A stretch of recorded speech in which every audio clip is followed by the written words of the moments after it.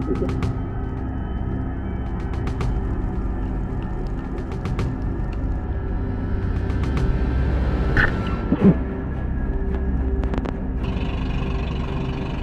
nang maluto ang badang.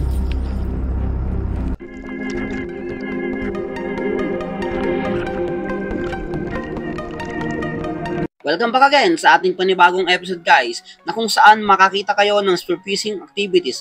Kaya kung hilig nyo sa dagat o hilig nyo manghuli ng isda, tamang-tamang channel na to para sa inyo. Kaya tara, samahan nyo kong muli ngayong araw na ito.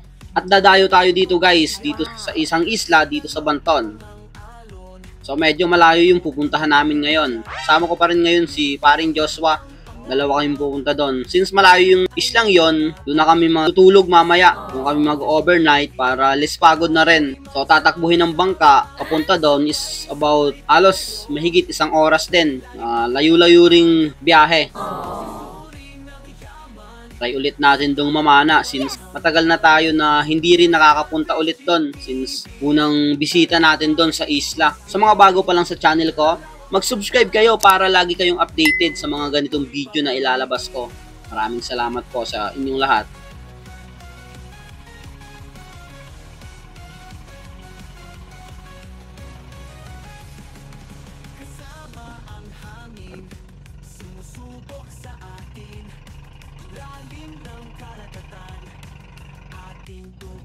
Kung mapapansin nyo guys, yung islang yon, yung natatanaw, napapalibutan ng ulap is Marinduque yon. Makalipas nga ang mahigit 1 oras, narating na namin itong isang isla. Bali, 2 tong isla na magkalapit.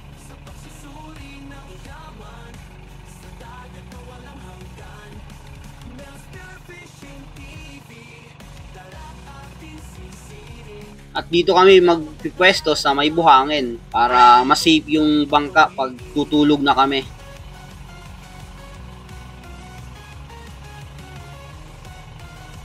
Kapag dating namin dito is low tide kaya medyo nahirapan kaming pumunta sa buhangin.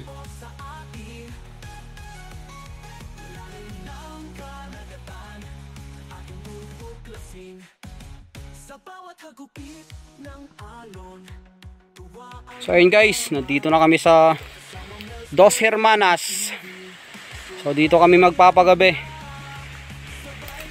So nagsasaing na kami para mamaya wala nang pagsaing. So ito yung tutulugan ko mamaya. Duyan lang, okay na to. Yung last time na pumunta tayo dito, wala pang kadahon-dahon tong ano, madrikakaw ang tawag dito sa amin. Itong punong to. Ngayon ang ano na, sibol na ng mga dahon. Umuulan na. So ito yung mga gamit namin. Ready na. Pahinga lang kami ng mga 1 hour. Mag-aalas 2 na. Luto lang kami ng kanin tapos pahinga. After 1 oras ng pahinga, nandito na kami sa spot. So itong bangka namin is aangklahan lang namin para hindi masyadong mapagod kami kung magdadive. Yes! So tara, let's go!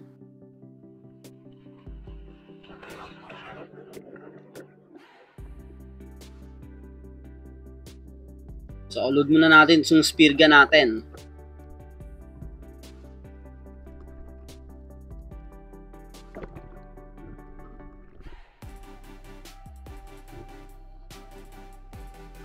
Pagkatapos kong mag-load ng spear gun at nagpe-prepare para sa dive, eto nililipitan ako ng mga cute na rainbow runner. Lumapit pa talaga sa akin. So hayaan na lang muna natin sila since hindi pa good size para kunin.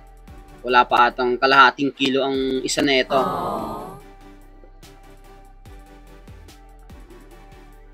At eto yung unang dive natin ngayong hapong ito dito sa Dos Hermanas.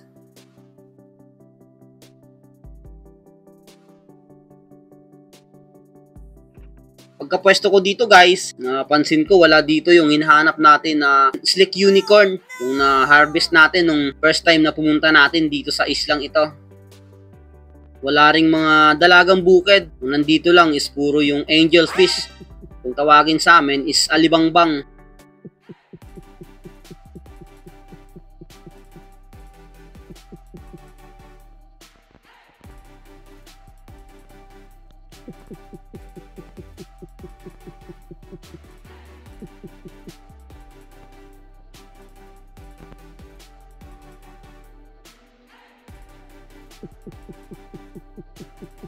Nag-antay-antay pa ako dito guys, kaso wala talagang nagpapakita. Kahit dumaan lang man lang sa unahan, wala talaga. Since hindi active ang mga naghahunt ng mga bait, kaya ng mga trevally, mga mamsa. Kaya angat muna tayo.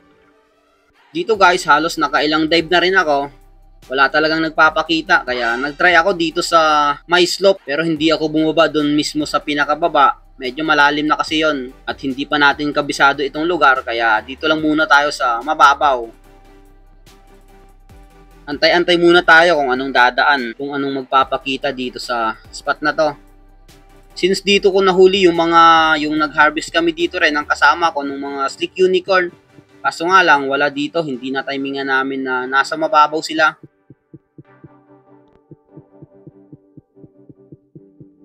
Ilang segundo pa nakalipas, wala talaga. Madalang talaga yung isdang nagpapakita. Puro etong mga surgeon fish lang na maliliit. Dito may napapansin na akong trigger fish dyan sa unahan ko. Nakatingin sa akin. Tinitingnan itong gwapong ito. Kaya kunin muna natin to.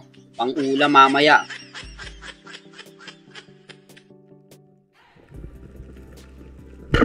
At ito yung naging unang isda natin. Dito guys, halos madilim na. Magpa 5:30 na ata to. Dito habang nagda-drop ako, may nakita akong isang mamsa. Kaya nag-grunting ako para ma-attract yung isda sa akin. At worth it naman yung pag-grunting ko. Kaso nga lang, yung malapit nang ma-close ko yung distance para matira ko, biglang lumiko. At trinay kong habulin since wala pa tayong huli. Pinatamaan ko pa, kaso di tinamaan. Dito sa part na to, medyo madilim na talaga yung ilalim. Dito nakakita ako ng isang malaking buffalo emperor. Kaya tinry kong i-drop shot. Kaso maila pa rin, nagpapahabol.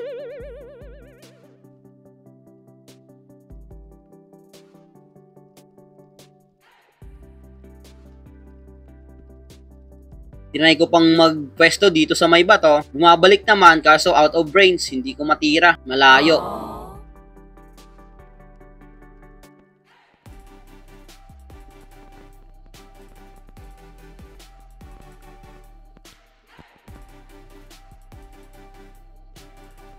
At napapansin ko dito sa bupalong ito, mukhang curious sa tao. Mukhang ngayon lang din nakita ng gwapo, kaya angat muna tayo. At dito, pinestuhan ko na talaga, inaambus ko na siya. Since habang nagpapahinga ako sa taas, nakita ko paikot-ikot lang talaga. Tinitingnan tayo. At ayun sa saunhan. At medyo maganda yung pagkapwesto natin, nakatago tayo sa bato. At eto nga, hindi pa nga tayo nakakatagal sa ilalim. Lumalapit na siya pero mabagal. Nahihiya pa ata sa poging ito. Kaya antayin natin kung lalapit talaga to.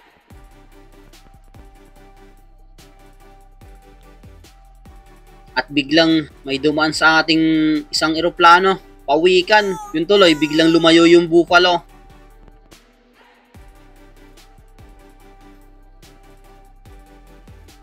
Since paubos na yung hangin ko dito at naka-stay lang yung isda lang doon sa unahan ko, tinry kong lapitan, ginapang ko. At pagapang ko noon, biglang humarap sa akin at eto na ang pagkakataong maghuhuli ko to.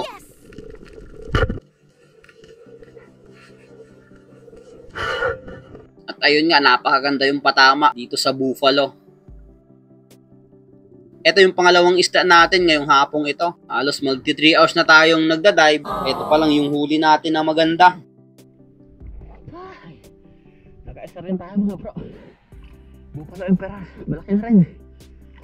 616 na. Ay, okay na rin to. Thank you Lord.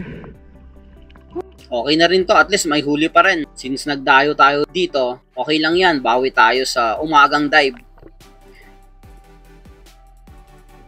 Dito nag-dive pa rin ako kahit madilim na. Nakita ko dito ng batfish. Pang ihaw to. Ulam namin mamayang gabi.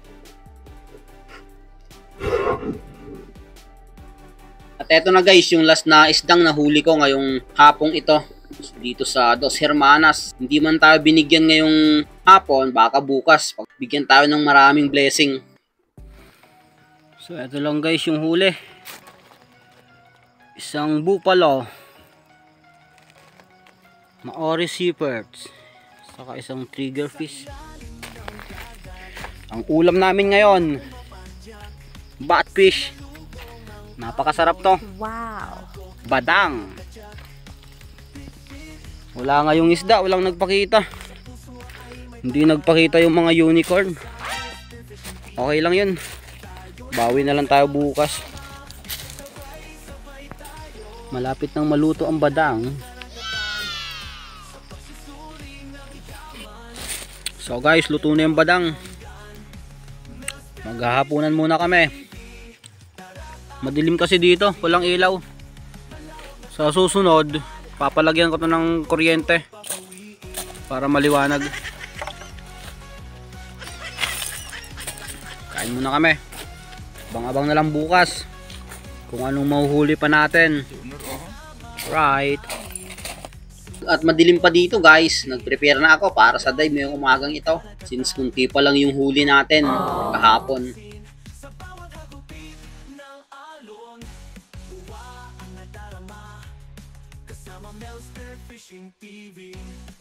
Solid muna tayo ulit ng spear gun para along the way makakita man tayo ng isda, ready na to spear it.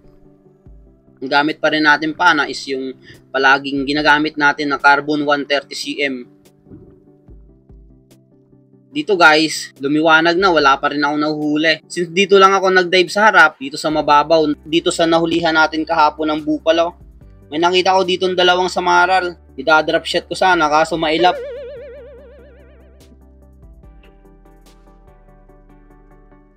Tumago pa sa may bato.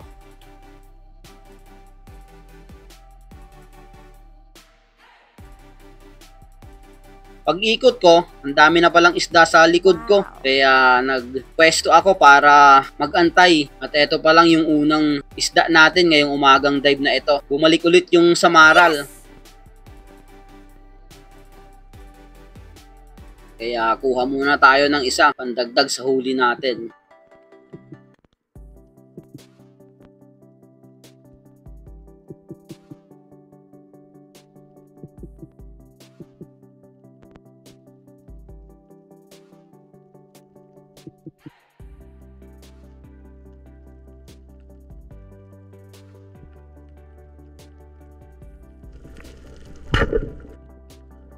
Dito guys, lumipat na kami ng pwesto. Naghanap kami ng ibang spot na kung saan first time naming magdadive dito sa spot na to. At may nakakwentuhan kami kagabi na dito daw sa spot na to is marami nagpapakitang slick unicorn. Yes!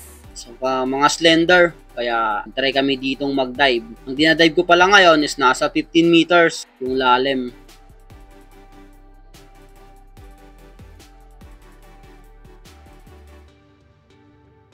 Hindi nga tayo nabigo. Nakita ko agad itong mga slick unicorn at ang dami nila. At ang aamo pa. Ang bilis lumapit.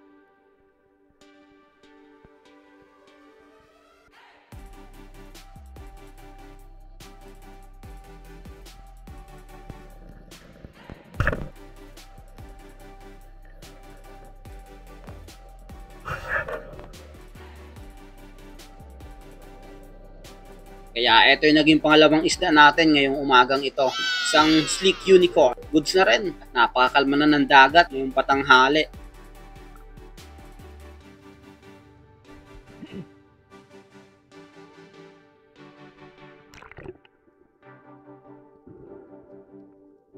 Another dive tayo dito pa rin sa nahulihan ng slick unicorn. Since magnanay na to, bihira na lumapit yung mga slick unicorn na mga ganitong oras. Maliwanag na, pero nandito pa rin sila. Mabilis lumapit pa rin kahit tanghali na. At napakarami nila dito guys, grabe. Parang yung unang punta lang natin, pero eto malalim to. Yung unang dive ko kasi dito is mababaw lang nakuha ko itong mga slick unicorn.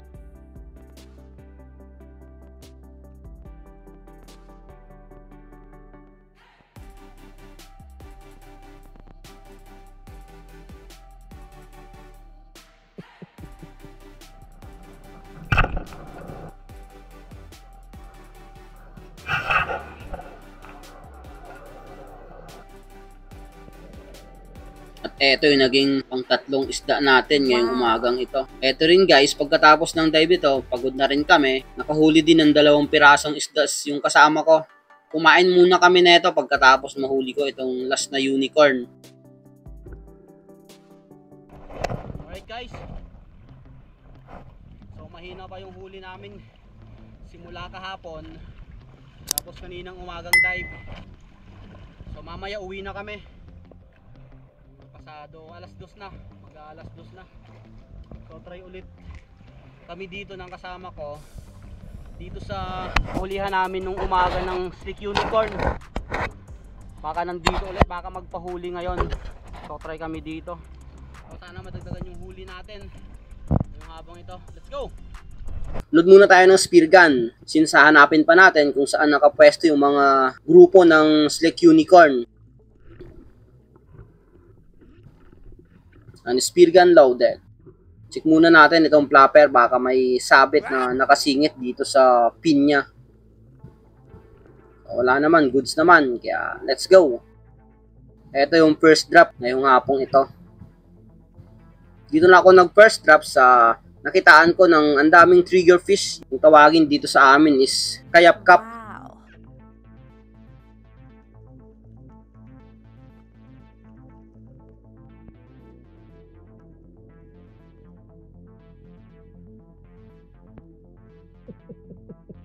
A couple of seconds pa ang nakalipas, nakikita ko yung mga slick unicorn kaso ang layo, nandun sa unhan.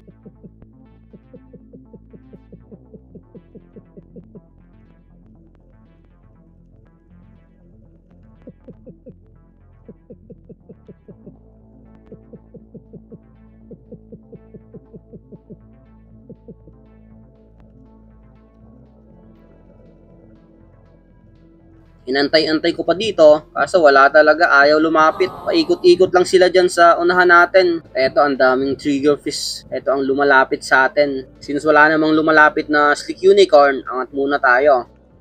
At habang ako nagpapahinga dito guys, dinapitan ako ng 3 mamsa. Akala ko sa una, mag-isa lang. Kaya dinapshot ko, ngunit mailap. May kasunod palang 2 at mas malaki itong nasa gitna. Kaya focus ako dito sa pinakamalaki.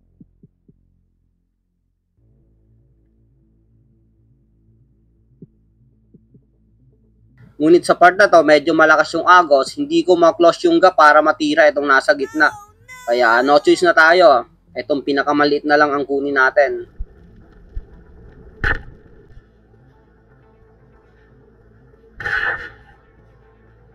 At eto yung naging unang isda natin ngayong hapong ito. Isang good size na mamsa.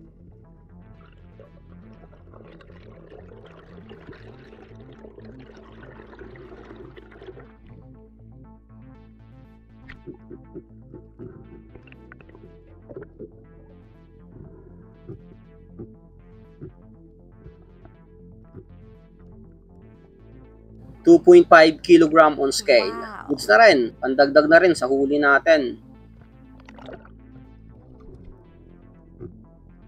Dito guys, habang tinatangay ako ng agos, medyo lumalakas na kasi yung agos.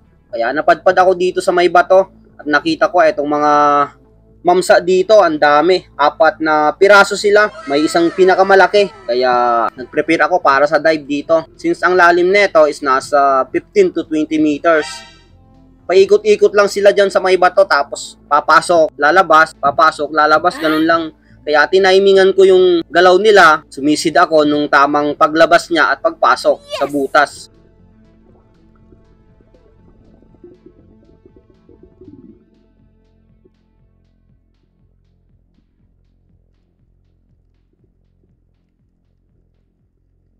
Sa kalagitnaan ako, ayun, lumabas, umikot ulit. At tamang-tama naman yung pagpasok niya sa butas, within the range na siya. Kaya pagka-close ko ng distance at na-meet ko yung gap, tinira ko na to. At saktong-sakto yung paglabas niya.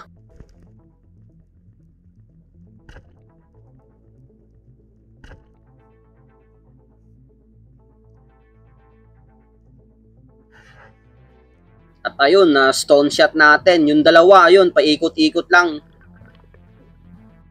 Hindi na talaga nakagalaw yung mamsa. At eto yung pinakamalaki, pinili natin yung pinakamalaki sa grupo. at hindi na talaga nakakuha ng line sa atin. At ito yung naging pangalawang isda natin ngayong hapong ito. Dito guys, sa part na to, tinatawag ko yung body ko since nandun lang yung tatlong mamsa pa rin sa batuhan. Paikot-ikot, nagbabaka sakaling makahuli pa kami.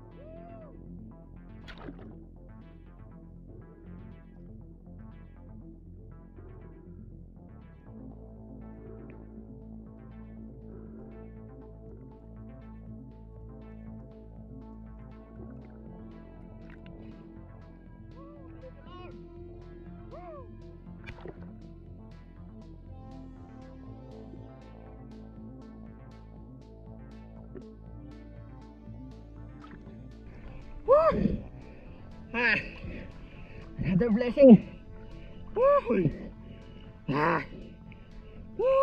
Buti lang na stone shot.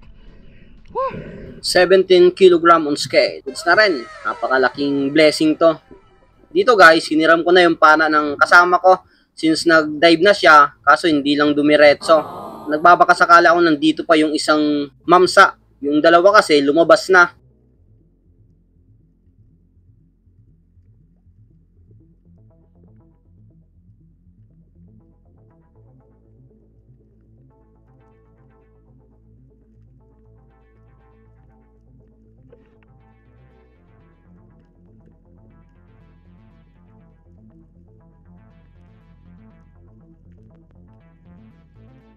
Yung butas pala ng batong ito is malawak. Parang kuweba siya. Dito nakita ko na yung buntot ng isda.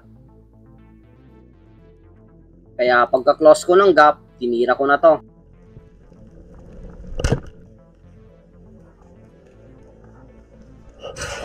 Ngunit yung pagkatira ko dito sa isda, biglang tumalikod. At napakaganda naman yung tama. Tingnan nyo naman guys yung galaw ng isda. Mukhang na spine shot. Kaso nga lang, sinabit sa ilalim ng bato. Kaya hindi ko nahatak kaagad. At nakita ko yung flapper, mukhang hindi tumagos sa kabilang gilid.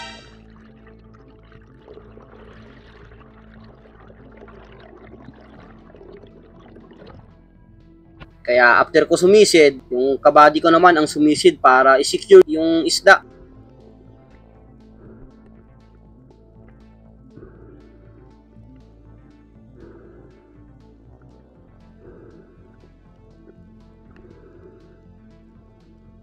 Kaya lang, habang lumalapit siya, sadyang hindi para sa amin itong mamsang ito.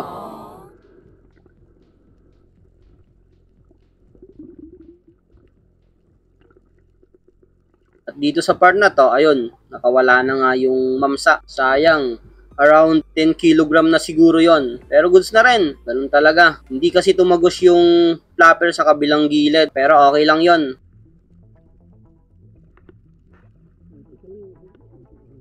Binigay ko muna yung mga huli sa kanya para ilagay sa bangka. Since maaga pa naman, baka sakali tayong madagdagan pa ng kahit isang piraso na lang ng isda.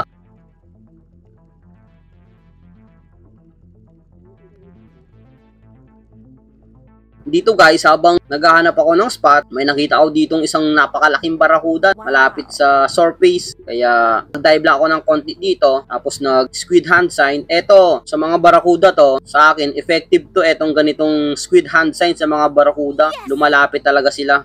Subuko na to. Effective naman sa barakuda. At eto nga ang nangyari.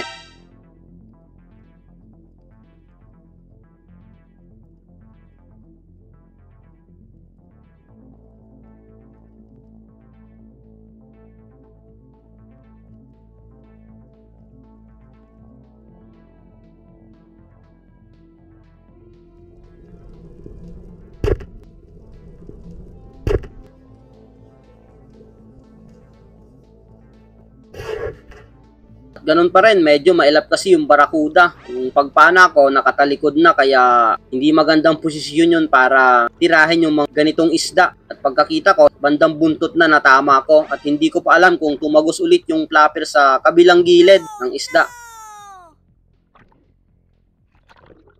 Ilang segundo pa ang nakalipas, at eto na nga, sinabit yung line sa batuhan at hindi ko na mahila. At habang yung isda nagpupumigwas, hindi ko na binigyan ng line. At pagkakita ko naman dun sa isda, okay naman yung flapper tumagos sa gilid. At ang mga barakuda kasi is hindi gaya sa dog tutunan na madaling mapunit ang katawan. Eto, matigas to.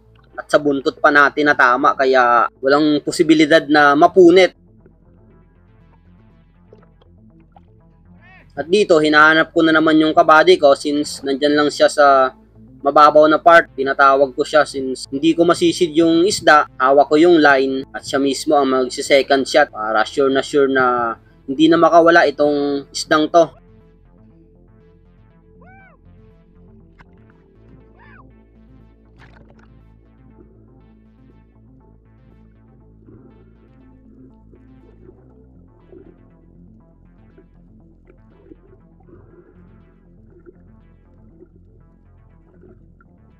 At ayun nga, secured catch. Pangtatlong isda natin ngayong hapong ito. Napakalaking barakuda to. Ito yung pinakamalaking barakuda ko na nahuli sa buong buhay.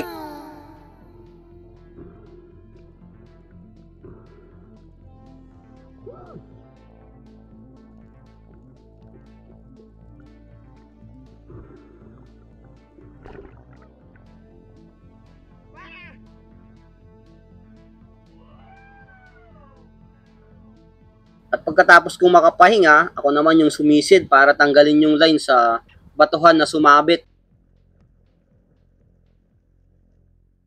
Dito pala sinabit niya. Hindi talaga matatanggal. Dalawang sabit yung nangyari.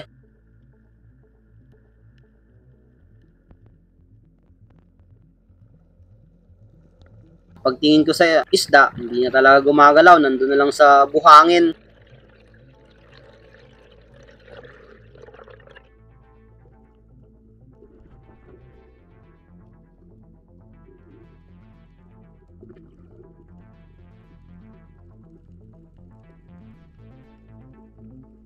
At grabe talaga yung tama, guys. Tingnan nyo yung tama ng shop. Yung pagpana ko. Kunting-kunti na lang talaga. Hindi na matatamaan.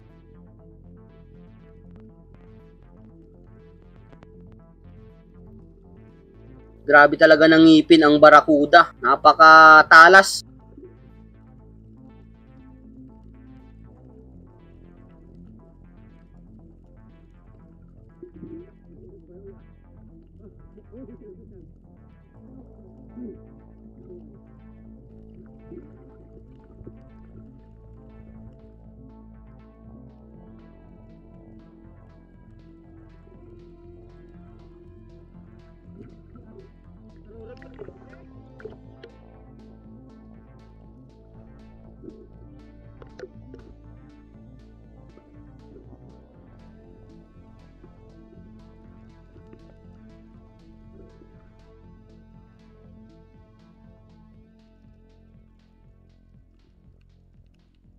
Pagkatapos na ito, guys, umuwi na rin kami since mag-aalas 3 na to at babiyahe pa kami ng mahigit 1 oras. Kaya bumalik na kami sa bangka.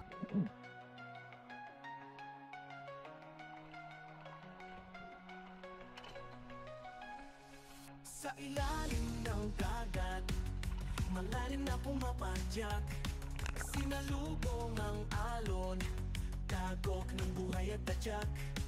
Pit-pit ang pangarap, sa puso ay may panata. Dito sa Mr. Fishing TV, tayo'y magsama-sama, sabay-sabay tayo.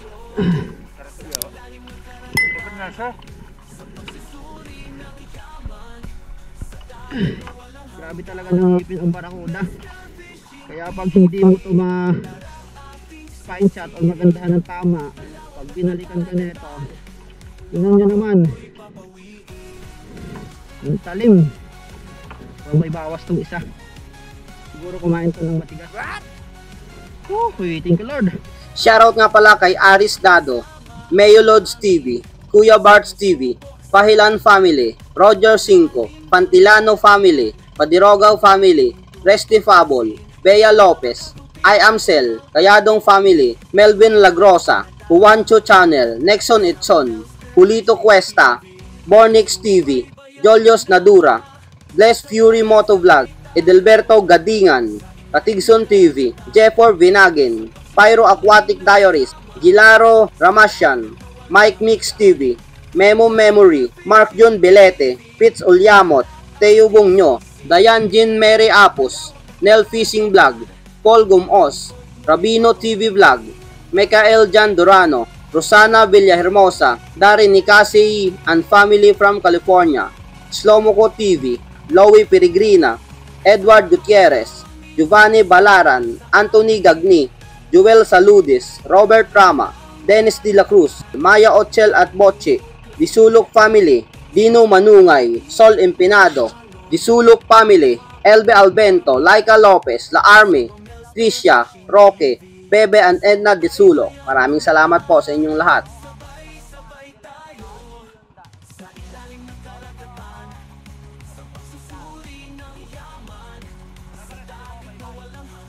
Makalipas ang mahigit isang oras guys, nandito na rin kami, narating na rin namin ang main island dito sa Banton.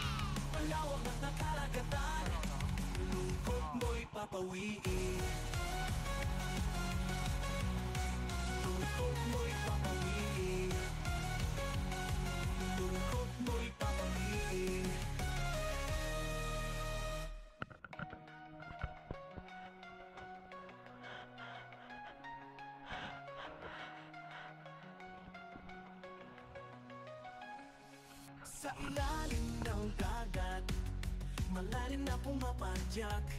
Sinalubong ang alon, dagok ng buhay at tatyak.